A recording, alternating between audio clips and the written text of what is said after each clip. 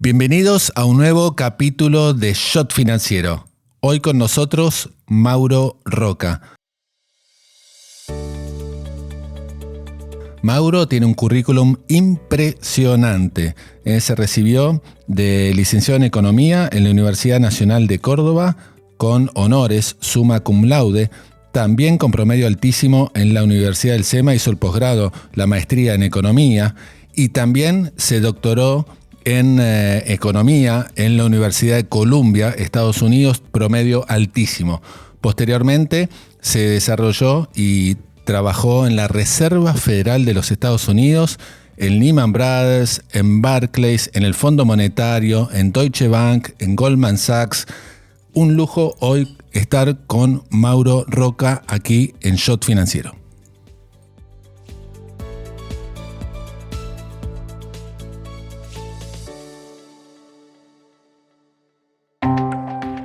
Shot Financiero es presentado por Puente Holding UK, una compañía especializada en Wealth Management, Sales and Trading, Capital Markets e Investment Banking, basada en el Reino Unido y con oficinas propias en Argentina, Paraguay, Uruguay, Panamá, Estados Unidos y España. Puente cuenta con más de 100 años de trayectoria y 35.000 clientes en todo el mundo, entre individuos, empresas, instituciones y sector público.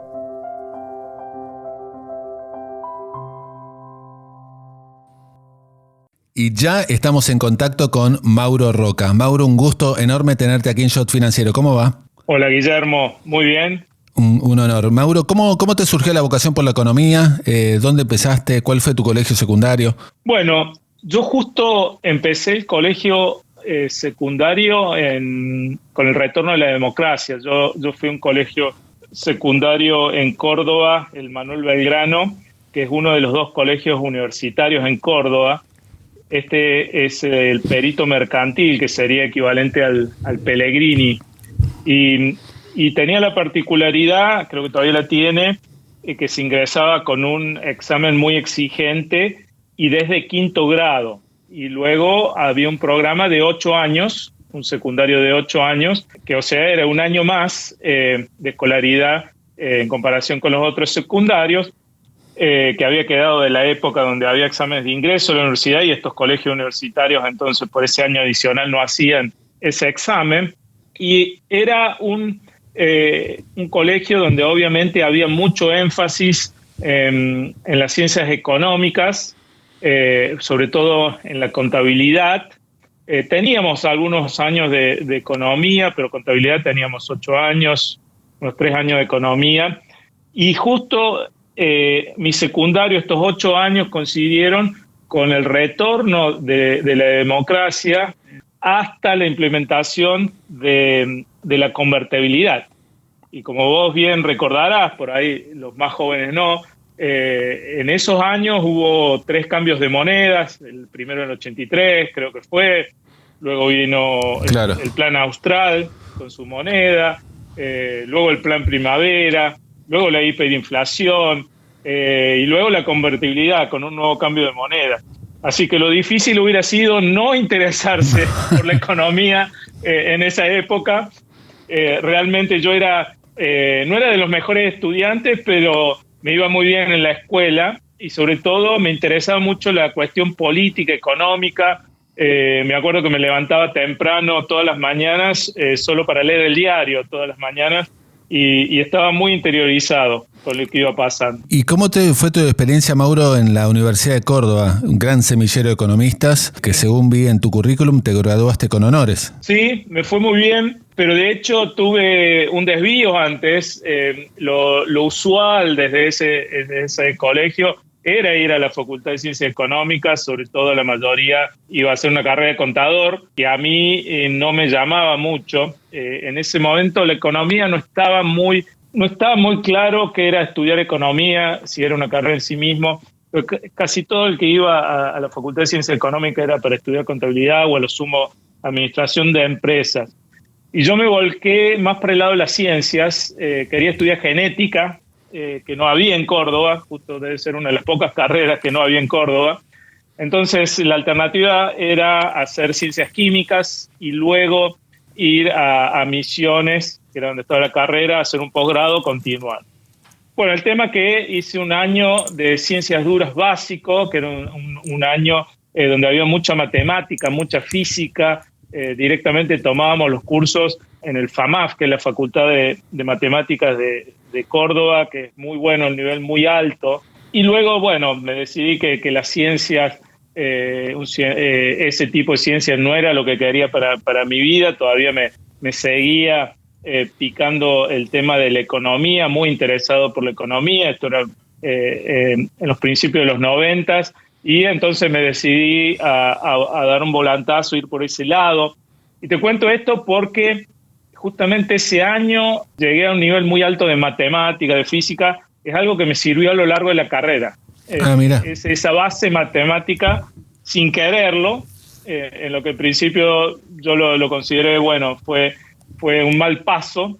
De hecho, fue que me dio una base y una seguridad en matemática que prácticamente me sirvió durante mucha parte de mi carrera, particularmente en la licenciatura, donde, bueno, yo no cursé las matemáticas, pedí equivalencias, pero esa base matemática y cuantitativa y la base analítica que me dio la física me sirvieron mucho para lo que se venía en economía. Y luego sí, una vez que empecé economía, me agarró la pasión rápidamente en los primeros cursos, ya la primera, la introducción a la economía, que cursé, la primera materia, ya en el segundo año yo ya fui ayudante cátedra y luego ya empecé en mi tercer año como investigador del Instituto de Investigación de ahí de la Facultad de Ciencias Económicas, que fue una experiencia muy linda, muy profunda. Estaba muy metido en el departamento y, como vos bien dijiste, la facultad, la carrera de economía en Córdoba es muy sólida. Sí, en ese momento lo han era. salido grandes economistas. Exactamente. ¿Qué profesor recordás, Mauro? Muchos. Los que más recuerdo, tal vez los que me dieron una base para lo que hice después. Particularmente, no sé cuán conocidos son en Buenos Aires para el ámbito afuera de la economía, pero José Luis Arrufat fue un profesor de econometría, una gran persona, un profesor muy serio, que él había estudiado en la London School of Economics y nos incentivaba a pensar, ¿no? En que había afuera un mundo donde se podía estudiar a otro nivel, y él fue, no solo me inició en la econometría, pero me inició mucho en la programación y sobre todo en tomar las cosas con mucha seriedad. Él fue importante. Otra persona muy importante fue Enrique Neder, que daba monetaria. Yo fui su ayudante de cátedra. Él enseñaba el libro de Arnaudo, que había sido un gran economista monetario de la casa.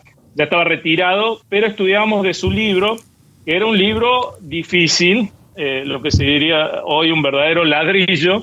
Y yo, bueno, como era muy buen estudiante y quería llegar al fondo de todo, creo que me estudié hasta las notas de página, y eso me dio muy buena base para lo que vendría, ¿no? En mi especialización, que siempre fue macroeconomía monetaria. Pero yo creo que lo positivo de la Universidad de Córdoba, en ese entonces al menos, es que no estaba para nada politizada. Era realmente un enfoque en lo técnico, en enseñar economía, formar los alumnos, y era un programa bastante sólido porque había muchas materias optativas en los últimos años que se podían elegir, y había materias de diferentes niveles.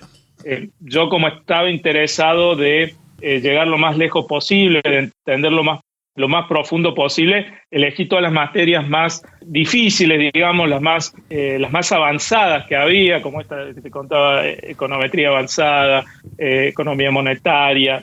Hice un curso muy bueno en finanzas con Carlos Swoboda, y eso me dio una base fuerte, ¿no? Para luego ir hacia un próximo paso.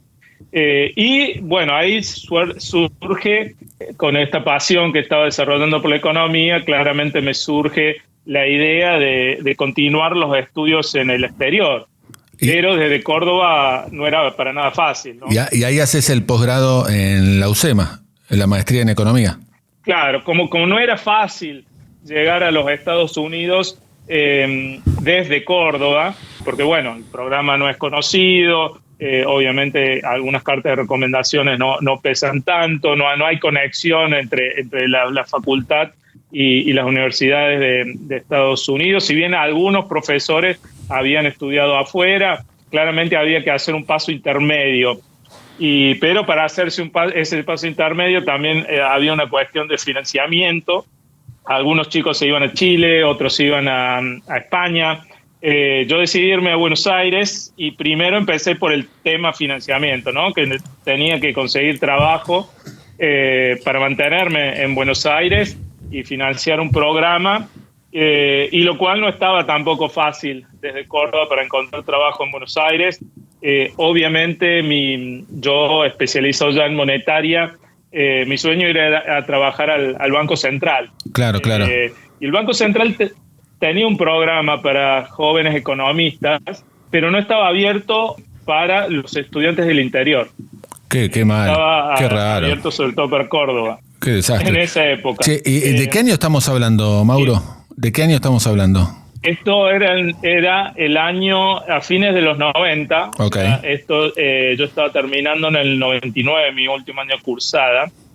Entonces lo que hice es escribirle una carta al presidente del Banco Central, en ese momento, Pedro Pou, sí. enviándole mis credenciales, mi currículum, lo que había sido mi carrera, y realmente expresándole que tenía un interés muy fuerte por ir a trabajar al Banco Central. Creo que le mandé más de una carta, fueron varias, hasta que en algún momento me contactaron y me dijeron, bueno, podés aplicar. Y apliqué, hice los exámenes que había que hacer, las entrevistas, y finalmente entré a trabajar en el Banco Central. Y eso me permitió, bueno, poner un pie en Buenos Aires. Una vez resuelto el tema del financiamiento, ahí sí busqué dónde estudiar, dónde hacer mi máster, ya con la idea de que como un paso para irme afuera, y el SEMA me dio todas las facilidades. El SEMA me ha tratado siempre muy bien, desde antes de ingresar. Básicamente me reclutó, prácticamente fue una profesora que era la jefa del departamento. ¿Quién era? Mariana Contegrán. Una grande, sí. Mariana Contegrán, una gran persona, que fue alguien que tuvo una influencia muy grande en mi carrera por todo lo que me ayudó en ese momento. O sea que el posgrado en la UCEMA lo pudiste hacer en cierta medida con algún tipo de asistencia financiera también. Sí. Buenísimo. Esto me ofrecieron beca completa, pero como yo prefería seguir trabajando, me convenía financieramente, y además porque quería seguir trabajando en el Banco Central, luego también me ofrecieron darme solo media beca. Había una contraprestación contra las becas, por eso yo, si optaba por la beca completa, no podía seguir trabajando, tenía que trabajar en el SEMA como investigación o profesor, y luego se me iba a hacer muy complicado mantenerme, ¿no? Y ellos, por eso te digo, me dieron toda la flexibilidad, me dijeron, bueno, te damos media beca y la devuelves el año que viene. Yo lo hice en un año, se podía hacer en 2, pero yo lo hice en un año mientras estaba trabajando. Y me dijeron, bueno, el año que viene das un curso como profesor y estamos hechos. Por eso te digo, terminé yendo al SEMA por todo, no solo por el programa de eternidad, pero también porque me dieron muchas facilidades. ¿Y qué profesores recordás, luego, Mauro, de la UCEMA? Exactamente, claro. Y ahí, bueno, era un cuerpo de profesores de primer nivel, desde obviamente Carlos Rodríguez, que fue quien tuve más relación con. Carlos Rodríguez me enseñó muchísimo, tanto como economista, indirectamente, con su personalidad, su forma de ser, que Carlos tiene una honestidad muy fuerte defendiendo sus ideas, es algo que siempre me recuerdo. Así es. Pero para tener esa honestidad uno tiene que estar muy seguro muy sólido. Eso es algo que aprendí mucho. Sí, un fuera de serie. Un fuera de serie. Roque Fernández, que también tenía una personalidad completamente distinta, pero había tenido su experiencia en el sector público. Obviamente era muy enriquecedor hablar con él, de sus anécdotas, de su experiencia, de cómo era hacer política en Argentina. Jorge Ávila, que lo tuviste hace poco en tu podcast. Sí, otro genio. Daba un curso de micro. Sí, muy bueno de micro, donde él tomaba mucho de lo que había sido sus clases con Becker, nos mostraba las notas de clase. Carola Pesino, también muy buena profesora. Otra genia. Ahí, exactamente, aprendiendo el tema de econometría y bueno, tantos otros. Tenía un plantel de primera y también Javier Ortiz, que también fue profesor y también me ayudó bastante y me aconsejó bastante con el tema de las aplicaciones. O sea, fue una muy buena experiencia donde aprendí mucho, ya venía con una base buena, sólida de Córdoba, pero por ahí el programa en Córdoba estaba un poco desactualizado. Era un programa muy bien hecho donde veíamos muchas cosas a la profundidad, pero se quedaba, por ejemplo, en la ISLM, en el modelo de crecimiento de Solow, y eso lo manejábamos a la perfección, a un nivel muy avanzado. Mander Fleming por ahí, que es el modelo de ISLM, economía abierta, y el SEMA me dio una actualización, ¿no?, a otro nivel, obviamente muy alineado con la escuela de Chicago, ¿no? Tener estos profesores, la verdad, fue un lujo. ¿A qué universidades decidiste aplicar para seguir la carrera en el exterior? ¿Y por qué finalmente elegiste Columbia, Mauro? Bueno, ahí nuevamente fui contra la corriente, y te cuento también porque yo apliqué en el 2001, y las aplicaciones son la segunda parte del 2001, así que fue un periodo bastante complicado para aplicar. Pero te cuento primero mi elección. Una vez que yo había tenido esta educación en el SEMA y como todo traté de hacerla a fondo y la verdad creo que le saqué mucho el jugo, empecé a leer. Yo leía mucho, tanto en la licenciatura, cosas aparte del programa, ¿no?, que no eran para probar las materias. Realmente leía papers, leía libros que estaban por afuera del programa. Y había empezaba a leer ciertas investigaciones que venían desde Princeton, de un tal Michael Woodford. Obviamente no lo veíamos en SENA porque era una corriente más neo-keynesiana, ¿no? Vos sabés que hay una división ideológica, o había tal vez antes un poco más, entre que son las escuelas de agua dulce, ¿no? Como Chicago, Minnesota, donde era, si se quiere, una estructura de mercados perfecto, información completa, expectativas racionales, y las escuelas de agua salada, que son las que están en la costa, como Harvard, MIT, Columbia, donde en diferentes momentos le han prestado más atención a las fricciones, ¿no?, de información, de precios. Y este tipo de investigación, justamente, que era el nacimiento de los modelos neo-keynesianos que conocemos ahora, a mí me parecían algo espectacular porque incorporaban las fricciones de precio, incorporaban inflación de una manera con microfundamentos. Era algo totalmente nuevo que no había visto y la verdad me parecía espectacular y dije, quiero aprender esto que hasta todavía no he aprendido. Yo siempre quería, para mí nunca, y creo hoy más todavía, no creo en esta división entre las escuelas de la economía. La economía es una ciencia en movimiento y se va enriqueciendo de diferentes posiciones que van teniendo prevalencia en un momento u otro. Entonces yo, ya conociendo lo que era la economía de Chicago, de las escuelas de agua dulce, el modelo de Real Business Cycle, todo eso bastante bien, quería aprender lo otro, ¿no? Y entonces, bueno, ese era mi top choice, que al final no me terminó aceptando. Pero bueno, después te cuento. Pero era un momento difícil para aplicar, porque las aplicaciones se vencían entre noviembre y diciembre del 2001. Sí. En ese momento las aplicaciones todavía se hacían a mano, se podían imprimir, bajar de las páginas, pero se hacía todo a mano, había que juntar las cartas de recomendación, iban en un sobre cerrado, pero iban a mano. También se ponía todo en un sobre grande, la aplicación, el ensayo, algunos papers que podría haber escrito, las cartas de recomendación, los resultados del TOEFL y del GRE, y todo se empezó, o sea, todo el mundo se volvió muy raro cuando pasa 9/11, ¿no? Era justamente el momento donde había que cerrar y mandar las aplicaciones. Uy, sí. Obviamente los correos en ese momento se complican, las comunicaciones, no me llegaban los resultados del GRE, todo se complica.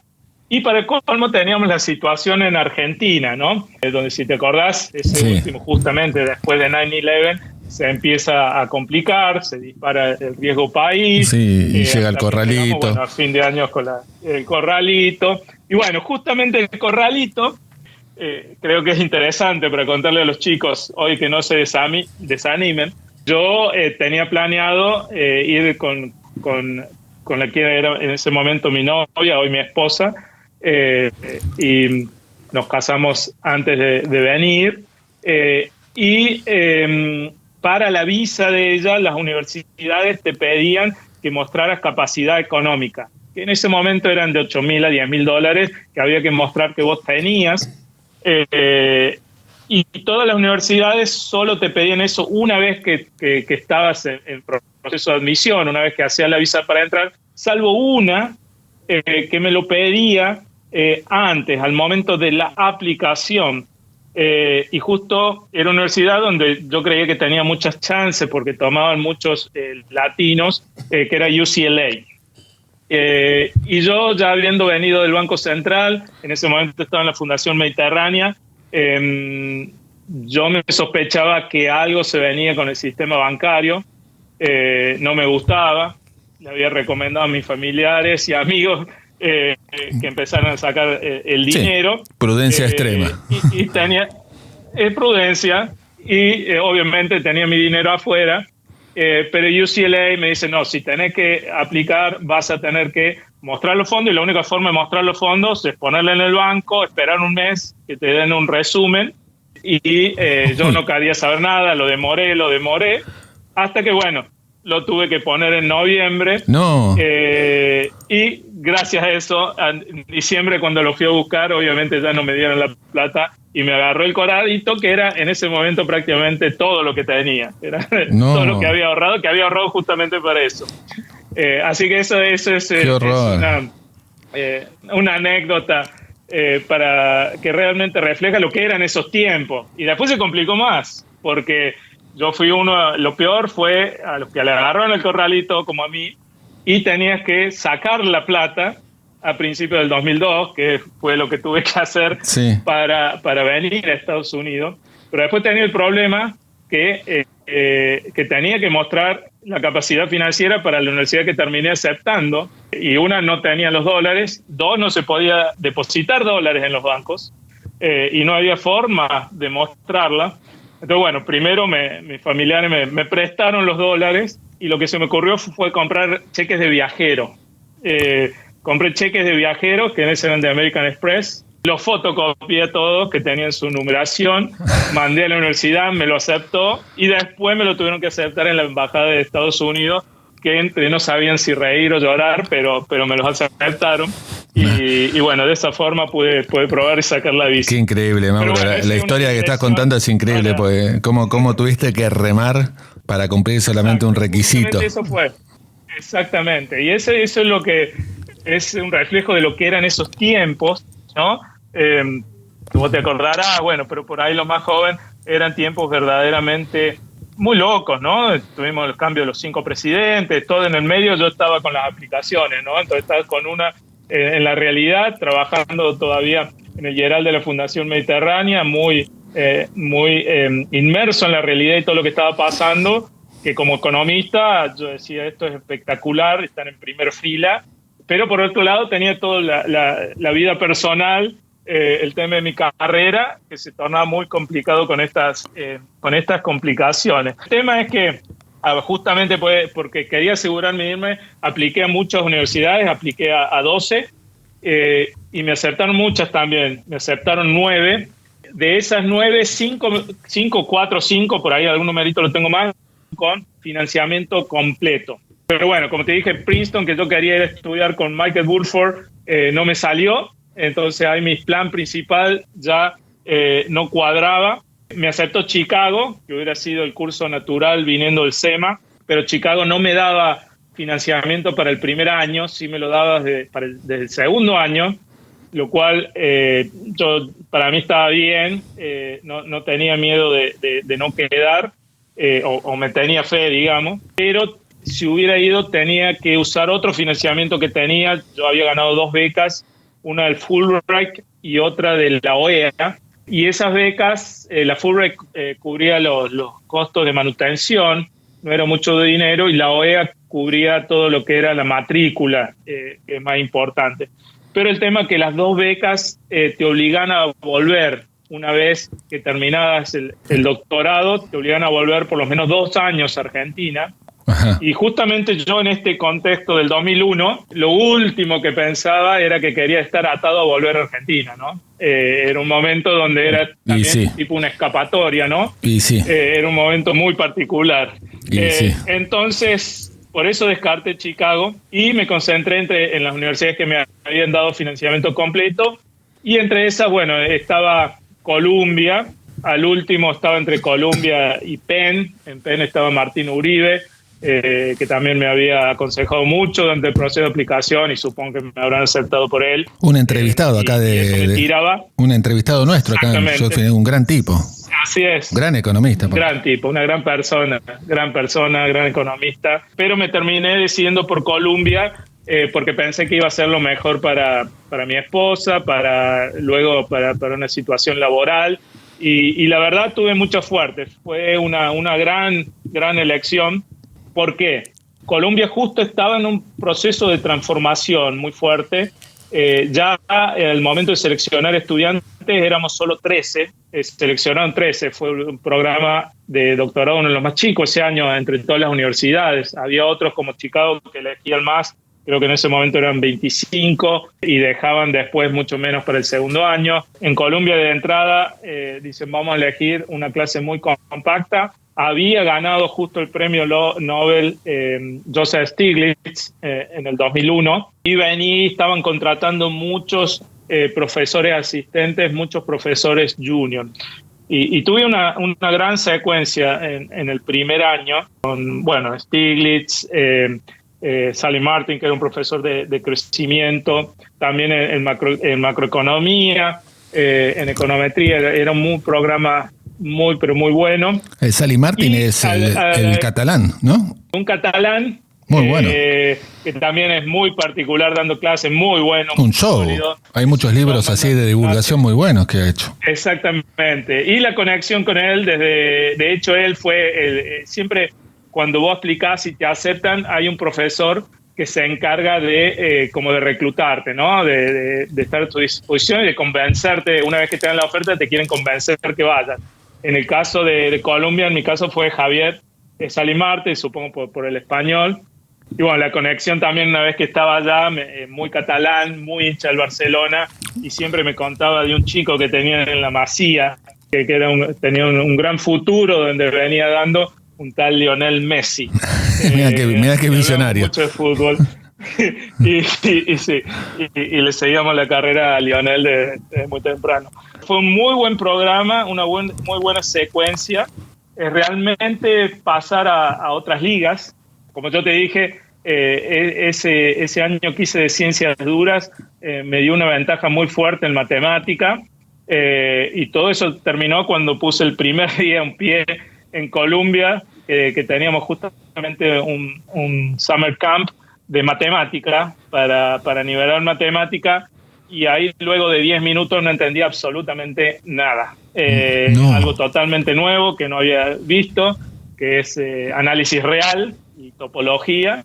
Y ahí entonces me sentí en una situación nueva, donde mi fuerte siempre había sido la matemática, lo cuantitativo, de repente estaba en un universo donde no entendía. Me fue bien en el curso, pero sentía que no entendía 100% como siempre había sido. Y empieza el semestre y sucede que casi todas las materias estaban basadas en este análisis real. Teníamos matemática, análisis real, teníamos econometría, que empezaba con una estadística muy avanzada, que era todo basado en teoría de medidas, que era basado en análisis real. Microeconomía, empezamos basado también en análisis real. Entonces al principio fue duro con el ritmo que tiene los doctorados, ¿no? El primer año, creo que a otra gente te lo ha contado, llegás, ves a una velocidad muy fuerte todos los contenidos y está muy basado en resolver problem sets, ¿no? Entonces llegás a la primera clase de la mañana, te dan muchos contenidos y ahí nomás termina la clase, te dan un problem set con muchos problemas difíciles y largos a resolver para el día próximo o a lo sumo 2 días, y así en la segunda materia, en la tercera, la cuarta, cuando llegás al final del día, decís, la verdad no sé por dónde empezar y si vale la pena empezar porque de todas formas no voy a terminar.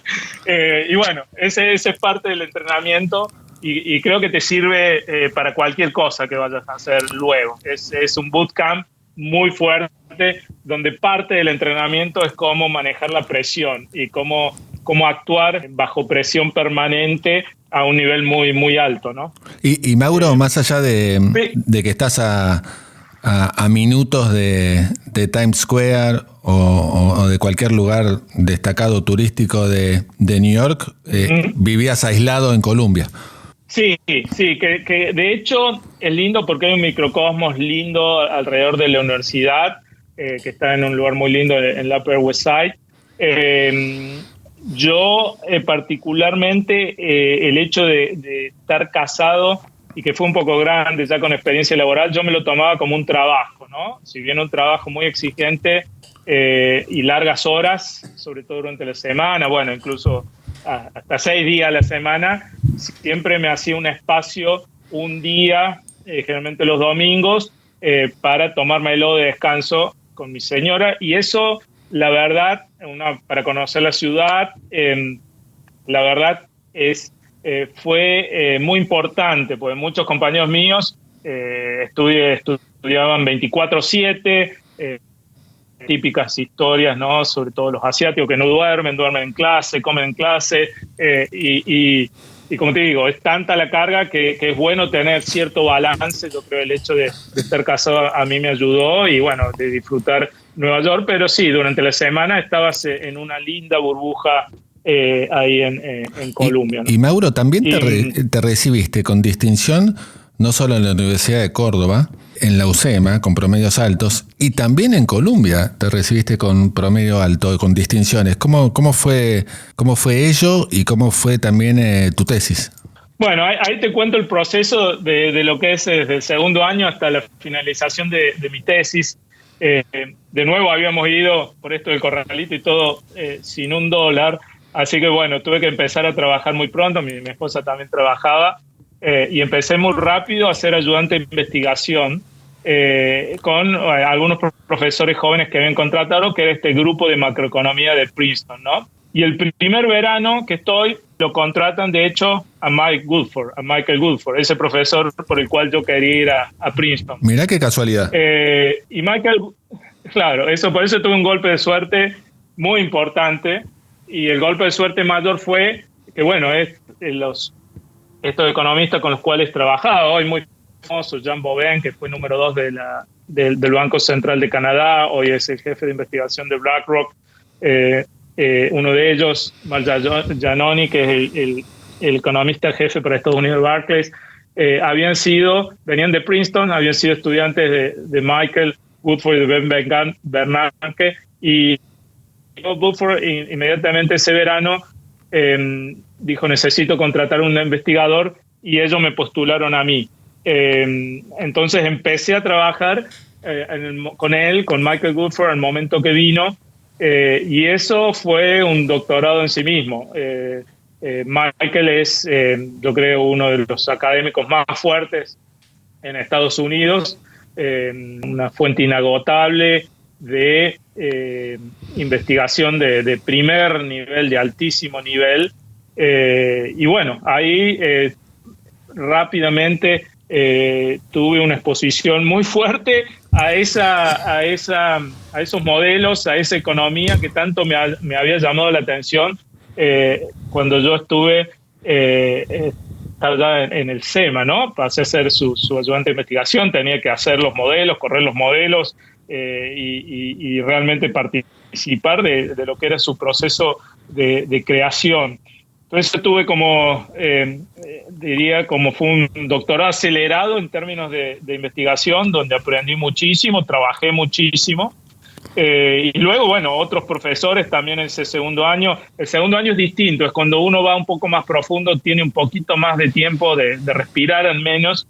Y en Colombia había también un plantel excepcional. Estaba Ned Felf, con quien también tuve una relación muy, muy cercana. Bueno, Stiles, que ya te había dicho. Estaba Robert Mandel, estaba Richard Clarida, que también fue parte del board del FED, Frederick Miskin, que también un profesor que fue parte del board del FED y también muy importante en lo que hace a política monetaria y bancos. E incluso me tomé cursos, me tomaba el tren y iba a tomar el curso de Sargent en NYU. O sea, tuve un año, un segundo año y algo del tercero muy fructífero en términos de lo que es exposición a la macroeconomía monetaria, y realmente pude ir a fondo. Y bueno, luego está el paso ese que es muy difícil, de pasar a ser consumidor de economía, consumidor de investigación, a ser productor, ¿no? Que se da en el tercer año. Y lo más difícil es al estar rodeado por todos estos gigantes y estar interactuando todo el día, porque allá uno prácticamente vive en el departamento de economía, los profesores tienen su oficina, los estudiantes tienen su cubículo, y uno está todo el día ahí, interactúa mucho con ellos, y claro, venir con una idea de investigación no se hace tan fácil, ¿no? Uno lo ve como que todo va a ser muy simple, para ellos, como que realmente no les vaya a llamar la atención. Pero bueno, ahí empecé el proceso, tuve suerte con algunos papers, y fue también muy fructífero. Michael Burford fue mi advisor de tesis, mi principal advisor con quien trabajaba. Él es una persona extremadamente rigurosa, así que bueno, me llevó a hacer una tesis, me empujó hacia niveles que yo la verdad no creía que fuera posible que podía llegar. Y el otro desafío que me puse, la tesis en Colombia son 3 papers con alguna conexión. La mía fue sobre problemas de información asimétrica, es algo que había incorporado con Stiglitz, añadiéndole lo que se llama mercados incompletos, cuando no hay posibilidades de asegurarse completamente, lo que eso da una heterogeneidad en los agentes. Y bueno, toda mi tesis fue alrededor de eso, las políticas óptimas para lidiar con eso. Y mi tercer en monetaria, con todo lo que trabajaba, ya estudió con Woodford, pero los otros papers busqué separarme un poco, porque él siendo una persona tan fuerte en monetaria, y para mí hubiera sido lo más fácil, como te digo, yo era el ayudante, yo le corría los modelos, era algo, esos modelos realmente los tenía muy incorporados en mí, y que era lo natural y lo que se hacía. De hecho, era bastante común trabajar con esos modelos en ese momento para cualquier estudiante que salía en macro monetaria. Yo busqué hacer algo distinto para diferenciarme, y me fui hacia mercado laboral, y ese fue el principal trabajo de mi tesis, viendo cómo las asimetrías de información influían en las negociaciones salariales y en el desempleo, y cuál era la política óptima. Eso yo lo estaba terminando en el 2006, el periodo de gran moderación de Estados Unidos, no llamaba mucho la atención, diría mucho interés, pero ya luego, un par de años después, durante la crisis global, se volvió algo muy, pero relevante, ¿no? Y Mauro, cuando terminas el doctorado, analizando tu currículum, veo que pasás por la Reserva Federal de New York y después por Lehman. ¿Nos contás cómo fueron esos pasos? Sí, bueno, de hecho la Federal de Nueva York fue, mientras estaba en el doctorado, fue como un investigador visitante y que fue, la verdad, muy fructífero, porque también yo busqué diferenciarme siendo argentino y trabajar directamente sobre la economía de Estados Unidos. Entonces mi paper principal era sobre el mercado de trabajo de Estados Unidos, estaba calibrado a la economía de Estados Unidos y fue muy útil ir a la Reserva Federal, interactuar ahí con muchos economistas de primer nivel, incluso con Timothy Geithner, que era el presidente de la Fed de la New York Fed en ese momento, luego fue secretario del Tesoro. Fue una experiencia muy fructífera conocer la Fed por adentro, pero eso fue todavía antes de finalizar el doctorado. Luego, la financiación y lo que fue la búsqueda laboral posterior, ahí fue también muy complicado, porque el doctorado en Estados Unidos principalmente te prepara para una carrera académica, y el departamento tiene muchas esperanzas puestas en los estudiantes que les va mejor, ¿no? Porque al departamento le da mucho prestigio que los estudiantes sigan con su carrera académica en una universidad de prestigio, ¿no? Colocar esos estudiantes como profesores en una muy buena universidad, pero yo, la verdad, luego de esos años que fueron muy intensos y los disfruté enormemente y era realmente lo que tenía en mente, más allá de lo que tenía en mente, superó todas mis expectativas, yo no creía que una carrera académica era para mí. Sabía que lo óptimo es tal vez ir un par de años a una universidad, pulir los papers, publicar la tesis y luego seguir en otras actividades, pero yo tenía una motivación fuerte de volver al mundo real. Si se quiere, yo digo que, como no te conté, después te cuento el IERAL, donde estuve antes de ir a Estados Unidos, durante ese 2001 en particular, que es un análisis de coyuntura muy interesante. Es como que me plantó una semillita del análisis de coyuntura y ya lo estaba extrañando mucho, ¿no? Entonces quería ir al sector privado y en el sector privado acá claramente lo más atractivo, sobre todo para seguir con ese análisis de la economía real, eran los bancos de inversión. Pero como te digo, no fue un proceso fácil, porque solo el hecho de comunicárselo a tu advisor no es fácil. Lo pensé muchas veces, lo discutí mucho con mi esposa, con la almohada, y justo cuando me tomé tiempo, ya tenía la aplicación lista, ¿no? Por las dudas. Acá sí se hace un mercado laboral en enero, donde van todas las universidades y van todos los estudiantes, y ahí hay entrevistas, ¿no?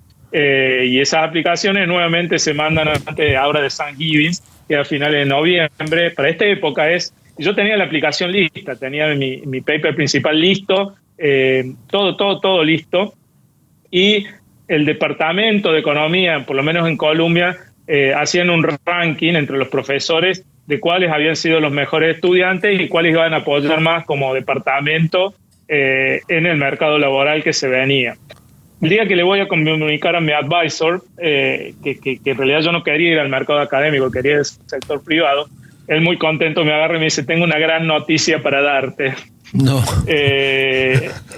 Alguien que Mike no es muy efusivo, y bueno, la noticia era que justamente en ese ranking había quedado primero y que iba a tener todo el apoyo del departamento. Y lo cual no fue fácil comunicar. ¡Qué momento! Que mis intenciones eran distintas. Obviamente la lectura es que yo me había vuelto loco,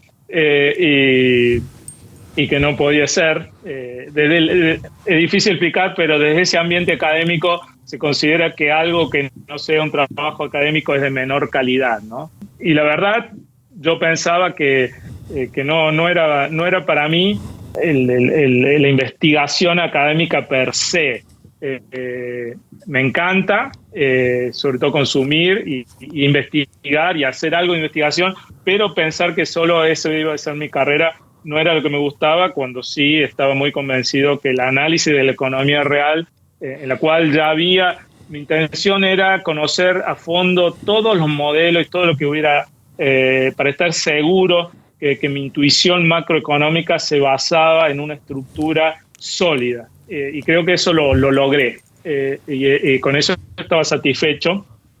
Y bueno, y ahí fue, que también es difícil porque justamente todo está armado, el proceso de aplicación para ir a este mercado de trabajo, todo está armado para ir a la universidad, que no es fácil la contratación, pero es fácil aplicar y estar en el proceso. Sí. Es mucho más difícil, o por lo menos era en ese momento, irse por afuera de eso. Entonces, bueno, ahí apliqué a algunos bancos de inversión. Tampoco era muy común que los estudiantes del doctorado fueran en ese momento a los bancos de inversión, sobre todo economía. Apliqué, me llegó también una oferta de la Reserva Federal, de la Fed, pero ya de Washington, o sea, del board, de New York, donde yo había estado, pero era también un cierto camino de investigación. Entonces yo me quería ir al sector privado. Terminé con dos ofertas, muy buena, que era Credit Suisse, pero yo tenía mis ojos puestos en Lehman, que de hecho no era la oferta, en comparación con la otra oferta, era menor en términos de seniority y también en compensación, pero yo tenía ganas de ir a estudiar, a trabajar con Guillermo Mondino, que en ese momento era el jefe del Departamento de Investigación de Mercados. Otro entrevistado acá, de Shot Financiero, mirá. Así es. Y bueno, era un economista que yo ya admiraba, no conocía mucho personalmente, pero sí quería ir a trabajar con él, y también fue otra de las grandes decisiones profesionales que tuve en mi vida. No tanto por lo que pasó con Lehman, pero como sí mis sospechas de trabajar con Guillermo, que no, un gran tipo, una gran persona. Un gran mentor y gran persona, y hoy te diría casi un amigo. Y Mauro, ¿cómo viviste la crisis subprime desde ahí adentro? Bueno, eso fue muy interesante, muy interesante. Lehman era una gran institución. A mí me encantaba.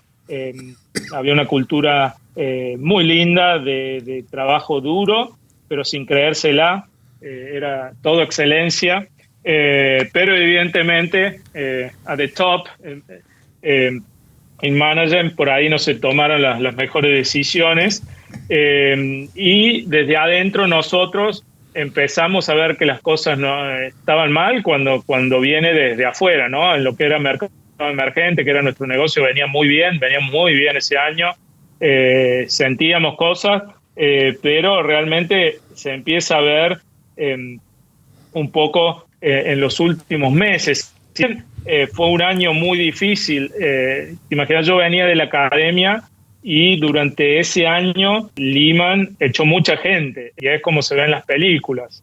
Vos estás sentado una mañana con tu compañero al lado, de repente lo llaman al compañero, a recursos humanos, y no lo ves más. Y después vienen con una cajita a levantar las cosas. Bueno, no lo ves más ahí, obviamente, ¿no? Y, o sea, ese es un ambiente, y era en ese momento brutal. Pero bueno, hasta que llegó el momento de la debacle, ¿no? De Lehman, que empezó con la compra de Bear Stearns, ¿no?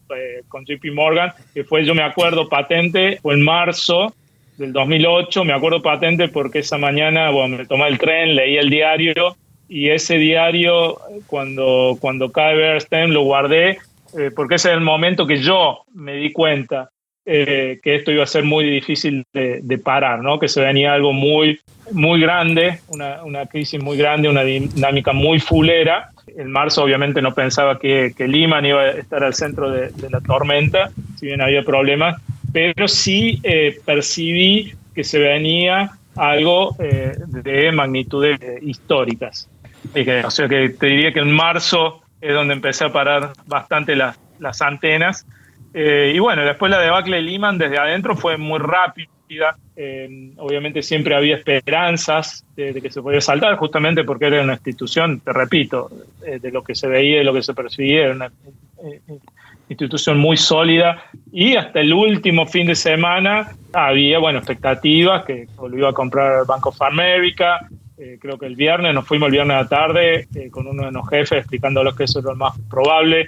Durante el fin de semana se caen esas compras, el Tesoro y la Fed deciden que no iban a salvar a Lehman, querían una solución privada, en lo que creo que fue el error más grande que hubo en la crisis, ¿no? Había un tema de moral hazard, ¿no? Claro. Tenían miedo con el moral hazard, y ese fue el gran error.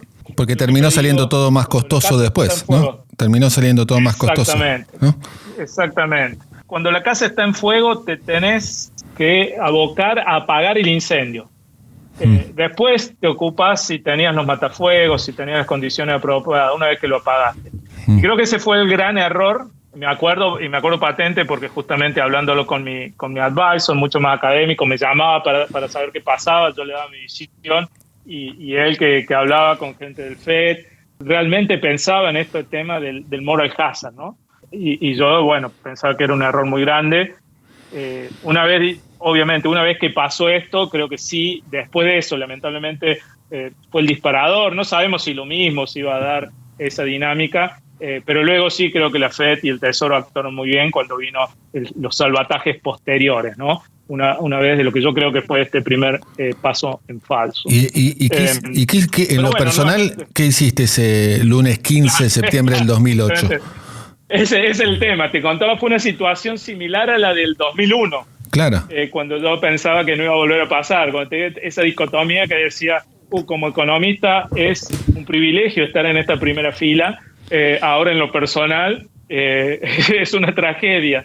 Y acá era difícil por el hecho de que yo tenía todavía una extensión de la visa de estudiante, y me la habían convertido a lo que era una visa H. Bueno, esa visa H, si yo me quedaba desempleado, tenía 60 días para dejar el país. Entonces, el 15 de septiembre, donde se ven todas las personas sacando con cajita y todo, yo era uno de esos que no sabía si iba a tener trabajo o no. Y hubo un periodo largo, como un mes, hasta que Barclays compra parte del negocio, contrata parte de la gente. Y yo soy uno de las partes de los contratados, ¿no? Pero sí, estaba con la espada de Damocles que si me quedaba desempleado, tenía que encontrar trabajo en un ambiente que es casi imposible encontrar un trabajo, sobre todo en el sector finanzas. Ya no podía volver al path académico, o sea, pues esa puerta ya se cerró. Y entonces fue un periodo donde nuevamente dije, qué privilegio estar viendo toda esta crisis histórica desde adentro, algo la verdad que me marcó también como economista, como inversor, pero a la vez en términos personales una incertidumbre total. Sí, sin dudas. ¿Cómo llegás? Porque después llegás y te surge la posibilidad de ir al Fondo Monetario Internacional. ¿Cómo surge ese camino que se te abre? Bueno, ahí recién habían pasado 2 años y pico desde que yo había terminado el doctorado, y todavía estaba en el radar de algunas personas, y salió esta oportunidad para ir a trabajar con Olivier Blanchard, que siempre fue un número uno, la verdad, y nuevamente tuve suerte otra vez estar en una oportunidad de trabajar con un grande, y ese fue un gancho importante. Además estábamos todavía en el proceso de reorganización de Barclays, que era una institución grande, pero había absorbido Lehman, la verdad, tenía grandes equipos. El mercado emergente, estaba Eduardo Levi-Yeyati, que también lo entrevistaste, estaba Rodrigo Valdés, un gran colega, un gran economista. Sí. Yo fui con Guillermo, era un equipo de primera, pero era difícil moverse, ¿no? No había tanto espacio para todos, y entonces pensé que se daba esta oportunidad para ir a trabajar con uno de los grandes macroeconomistas y ir a DC, experimentar lo que era el fondo por adentro, que es algo que también quería tener en mi CV, quería una experiencia que quería conocer cómo funcionaba el fondo, y entonces me decidí a ir ahí para probar, y realmente el gancho fue para trabajar con Olivier, y la verdad fue muy fructífero. ellos estaban buscando a alguien con experiencia justamente en el mercado financiero y con solidez académica para pensar mucho de estos temas que ellos pensaban o enmarcaban en un tema global de reconstrucción de la ingeniería financiera global. Y entre esos temas trabajamos, por ejemplo, en la creación de la línea de crédito flexible de FCL, el crédito que se le da a países que nosotros llamamos como Golden, ¿no? Que eran los mejores clientes del fondo en términos de solidez de fundamentos e institucionales, que en la crisis se vio que no tenían acceso a financiamiento. Se crearon una swap del FED, pero era algo temporario. Entonces, participé de la creación de esas líneas de crédito, un equipo grande, interdisciplinario del fondo, pero fue algo muy, muy constructivo. Luego esas líneas, en muchos países de Latinoamérica la terminaron accediendo. Al momento fue difícil conseguir clientes, pero conseguimos MEC, Colombia, luego más recientemente se añadieron Chile, Uruguay, Perú. Al final terminó siendo una línea para Latinoamérica. Polonia la tuvo en algún momento. Y en ese sentido fue una gran experiencia también trabajar con Olivier, más directamente con él, en un tema de intervención cambiaria. En ese momento el pensamiento prevaleciente, ¿no?, era que en sistemas de metas de inflación se tenía que dejar flotar el tipo de cambio. El último instrumento era la tasa de interés, y eso es lo que había funcionado en muchos países, pero con el tema de la crisis, la gran volatilidad de las monedas, salió a la luz que era importante tener otros mecanismos, y ahí trabajamos el tema de introducir la intervención cambiaria como mecanismo de política, y el argumento era básicamente en países donde hay también fricciones de capitales, uno tiene ciertos grados de movilidad donde puede usar otro instrumento, aparte de la tasa de interés, que sería la intervención cambiaria, obviamente sin abusar. Y eso fue, ideológicamente, fue un aporte muy importante para el fondo. Es donde se empezó a considerar la intervención cambiaria como ya un instrumento de política y no algo tendiente a evitar en todo momento. También fue muy interesante trabajar directamente con él en eso. Tras tu paso por el fondo, te vas al Deutsche Bank, volvés a Wall Street. ¿De qué año estamos hablando y cómo te surgió esa experiencia? Bueno, ahí ya estamos en el 2010. Los bancos de inversión volvieron a contratar muy fuertemente. Recibía llamadas casi a diario, te diría. Y empecé a hablar con un banco, con otro, y cuando me di cuenta tenía 2 o 3 ofertas muy atractivas para volver a Wall Street.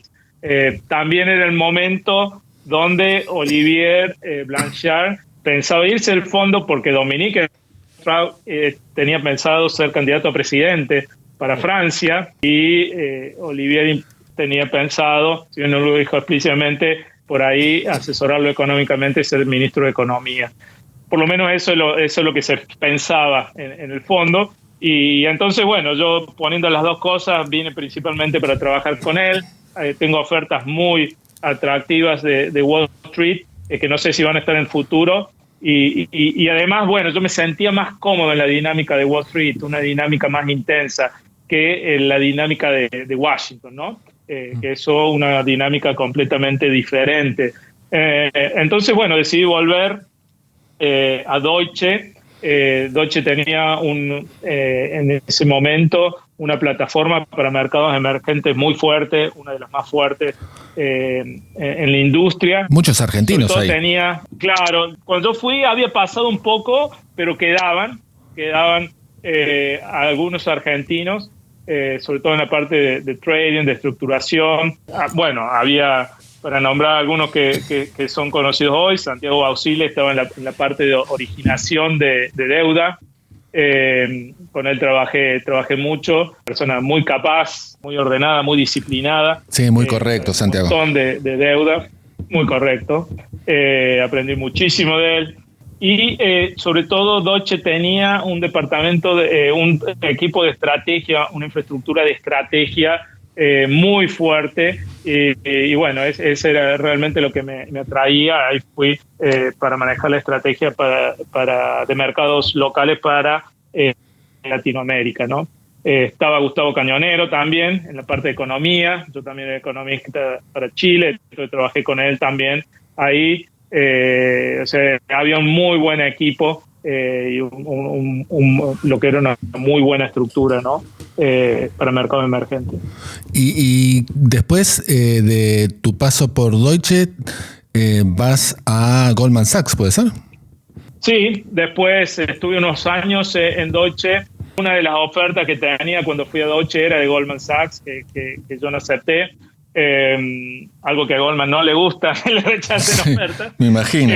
Y siguieron insistiendo. Y ahí fue ya para ser economista de Argentina, principalmente, lo cual me atraía en un banco como Goldman, ¿no? Y Goldman es un banco de primera. Sí, ya estás en grandes ligas. Grandes ligas, claramente. Si bien en mercados emergentes hasta ese momento no había sido tan fuerte como otros bancos, como Deutsche, JP Morgan o Citi, venían levantando y venían creciendo, y justamente parte de ir ahí es parte de este crecimiento de posicionarse. Y hoy creo que sí, hoy en día sí son muy fuertes en mercados emergentes. Y es un banco donde realmente es excelencia pura, es productividad, máxima eficiencia, es una meritocracia muy fuerte. La verdad es un gran lugar donde realmente me gustó mucho trabajar, pero mi plan cuando yo salí de la academia y fue a Lehman era trabajar un tiempo en un banco de inversión, aprender realmente de finanzas a fondo, tal como había aprendido economía a fondo. Y bueno, luego de unos años, un par de promociones, pasarme a un fondo, ¿no? Que es pasar al otro lado. Los bancos de inversión tienen como cliente los fondos, que son los que invierten, ya sean los hedge funds o lo que se llama real money, ¿no? Los mutual funds, los fondos de pensiones. Y ese era mi plan, pero bueno, como dice Tyson, todos tenemos un plan hasta que recibimos el primer puñetazo en la boca. Y bueno, con lo que pasó con Lehman y todas las idas y vueltas, ese plan se fue desvirtuando hasta que cuando volví a Goldman, y luego de haber sido economista principalmente para Argentina, también Venezuela, tener mucha exposición y la verdad disfrutar mucho los años ahí, vi la oportunidad para finalmente pasarme al otro lado, ¿no? Que era lo que siempre había buscado. Y bueno, desde ahí surgieron oportunidades hasta que llegó una que me cerraba por muchas cosas, que es el trabajo actual, donde tengo en TCW, donde es un fondo de inversión, donde estoy a cargo de todo lo que atañe a Latinoamérica, ¿no? Y desde Los Ángeles.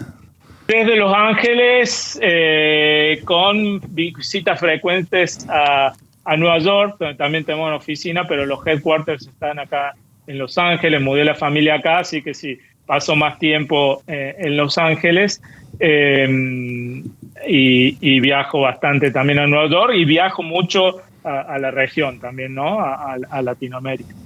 Y Mauro, ¿cómo conociste muchos argentinos, tanto del mercado financiero y como economistas? ¿Cuáles son los que de esas dos categorías te llamaron la atención como más destacados? Bueno, sí, diría que en el mercado financiero yo llegué un poco más tarde de la ola fuerte de argentinos, ¿no? Que habían empezado en los 90. Algunos los conocí, pero ya algunos en retirada. De hecho, últimamente luego era más frecuente o hubo más brasileros, ¿no? Y últimamente están viniendo más mexicanos, ¿no? Pero te diría como Guillermo Mondino, con quien fui a trabajar, que de hecho te diría se convirtió en mi mentor, en mi sponsor, y alguien con quien lo aprecio enormemente como persona, lo respeto enormemente como persona, pero también como economista. Tengo una gran valoración por él como economista. Puede ser un poco narcisista porque creo que pensamos 95% del tiempo igual, pero es realmente un referente entre los economistas argentinos para mí. Sí. Luego tuve la oportunidad de trabajar con Claudio Irigoyen en Deutsche. Estamos en distintos departamentos. Un genio. Otro gran entrevistado de Shot Financiero. Otro entrevistado, otra gran persona, otro gran economista. Brillante. Don Brillante, y que además ha logrado muchísimo, porque hoy es el economista jefe del Bank of America, uno de los bancos más importantes, y llegar a esa posición es completamente inusual para un argentino y para cualquier extranjero, ¿no? Entonces eso es un logro muy importante que demuestra muchas capacidades, no solo como economista, como persona, pero evidentemente de management, de leadership y políticas también, ¿por qué no?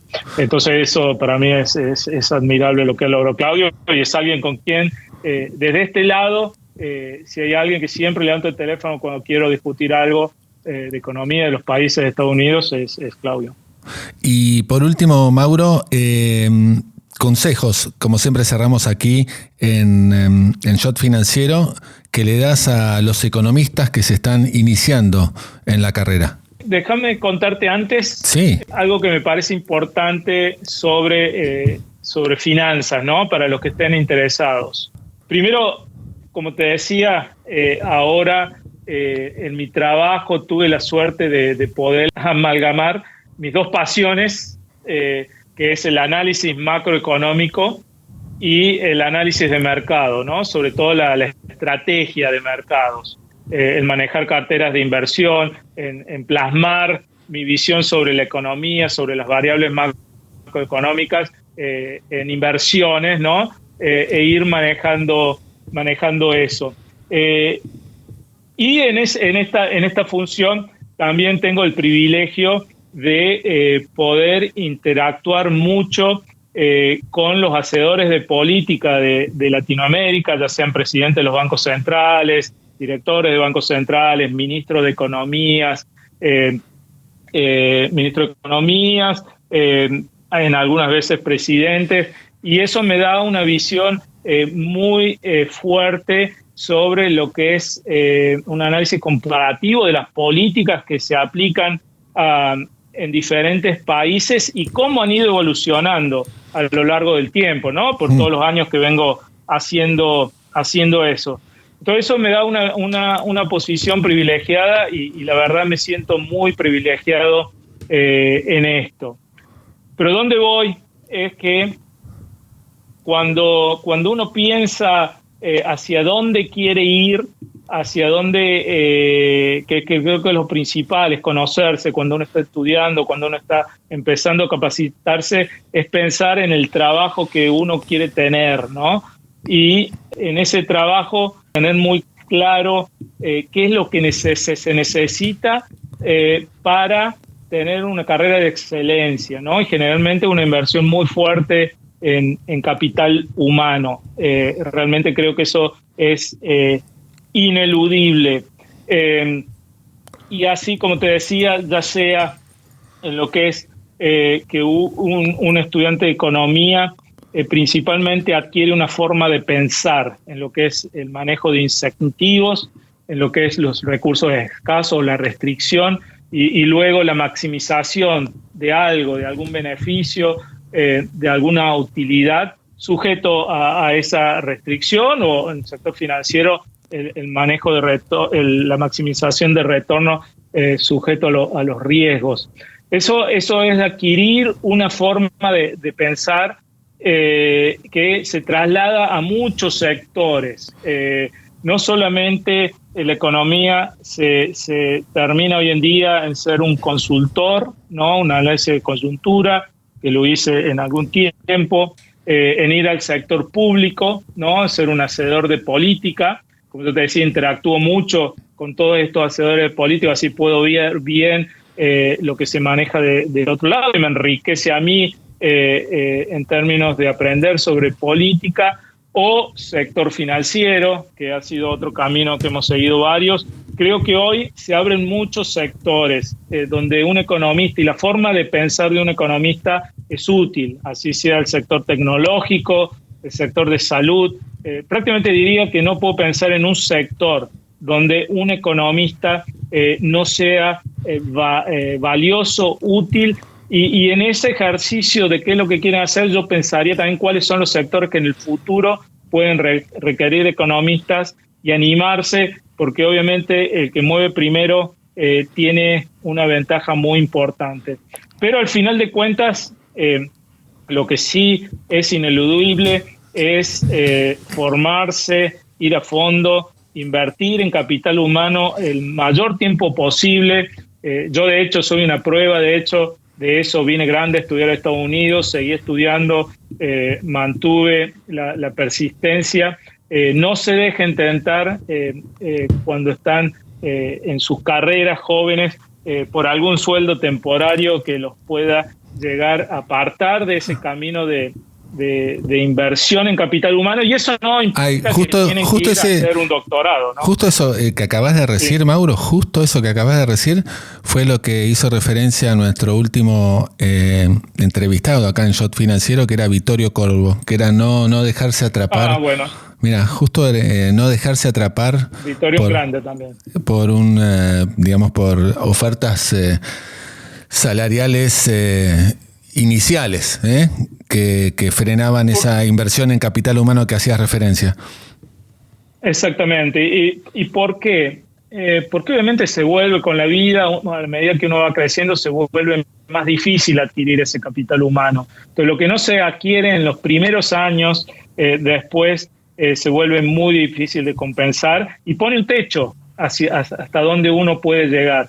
Entonces, yo creo que esa inversión en capital humano es muy importante. Eso no implica ir a hacer un doctorado. Un doctorado por ahí no es para todos, claramente necesario para alguien que quiere una carrera académica. Creo que es muy importante para muchos otros porque también el doctorado es un ejercicio en la lógica, desarrolla muchas habilidades que son muy útiles, pero por ahí es muy costoso para muchos invertir esos años, invertir ese tiempo. Claramente no es para todos, pero sí invertir, decimos que ustedes consideren que es necesario para llegar a rendir a un nivel de excelencia en el sector o en el camino que elijan. Como así también aquellos que sí están decididos a hacer una carrera académica y que han hecho muy ordenadito la licenciatura, por ahí un máster. Yo ahí les diría que se tomen un tiempo, no vayan directamente al doctorado, tengan experiencia en el mundo real, que es muy importante, conozcan algo más allá de la academia, porque también la academia tiene sus pros y cons, y yo conocí mucha gente que básicamente hizo ese camino y luego no tienen otra alternativa en su cabeza que no sea la academia, ¿no? Pero es bueno conocer también, es otra forma de inversión, el salir al mundo afuera, por más que quieran hacer una carrera académica, que creo que también les va a abrir la cabeza y les va a ayudar en su carrera académica tener una conexión con lo que es el mundo laboral que pueden tener a su alcance, ¿no? Fantástico, Mauro. Desde aquí de Shot Financiero te agradecemos tu tiempo, fuiste realmente muy, muy generoso. Felicitaciones por tu espectacular carrera en todo sentido, desde que comenzaste en la Universidad de Córdoba. Y nada más, un gran abrazo y besos a tu familia. Bueno, Guillermo, ha sido un placer enorme.